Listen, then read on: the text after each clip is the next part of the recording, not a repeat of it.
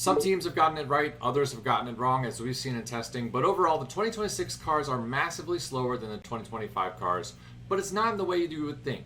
They're insanely quick on the straights when they have the energy to deploy, and under braking they can actually go a little bit more deeply into the corners and really attack. It's not so evident in this clip right here, but the difference shows up on exit. They're far more sluggish and less nimble than mid-corner. It's almost like karting. You can picture the drivers bouncing forwards, fighting for every inch off the line. And as the lap goes on, that weakness becomes more and more obvious.